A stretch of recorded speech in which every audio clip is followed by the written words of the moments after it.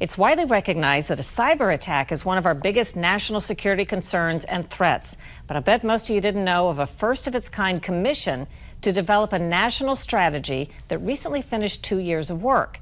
It's the Cyberspace Solarium Commission, the name based on President Eisenhower's Project Solarium, which developed new policies for the Cold War.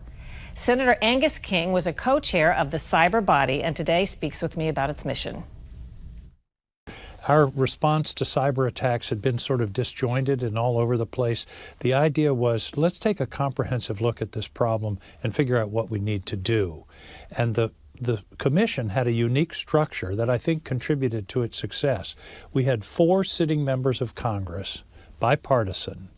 We had 4 people from the executive branch, and then we had 6 from the private sector. But the basic idea was to set up a structure that would give us some definition of a cyber strategy for the country. Can you highlight some of the biggest recommendations that have been implemented and also some of the recommendations that haven't that you think are important? Yeah, I think one of the most important ones that we made was the creation of what's called a National Cyber Director, appointed by the President in the Executive Office of the President, confirmed by the Senate. Why? Because cyber is scattered all over the federal government in half a dozen or more agencies, and there was a lack of coordination. President Biden appointed a fellow named Chris Inglis, who was a member of our commission, to that job. He's in the job now, and he's fabulous. Ones that haven't been implemented yet that, frankly, I'm disappointed. I was hoping we were going to be able to do them this year in the defense bill, is improvements in the infrastructure for the relationship between the private sector and the government.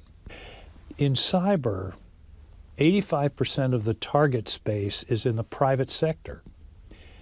Airlines, banks, the energy grid, pipeline systems, that's where the attacks come and will come.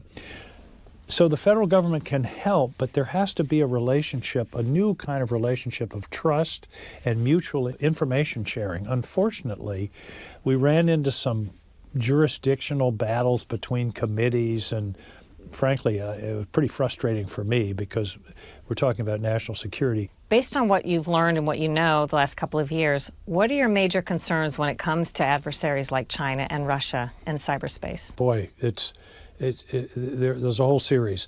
One is the danger of a catastrophic cyber attack.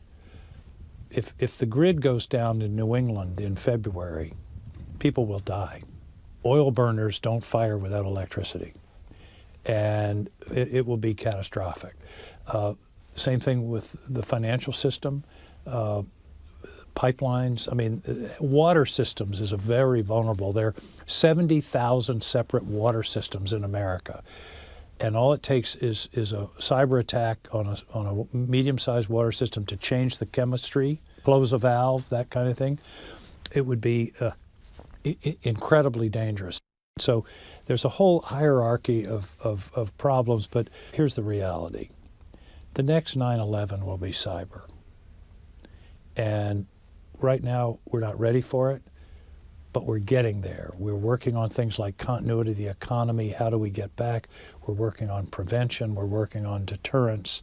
We're working on how to strengthen the cyber hygiene of the private sector without regulation, but with encouragement. And so, like I say, I think we're way better than we were 2 or 3 years ago, but we're not there yet. The Cyberspace Solarium Commission finished its 2-year mission at the end of 2021. About half of its 60 recommendations were passed into law. It's continuing on as a nonprofit to try to get the rest of them enacted.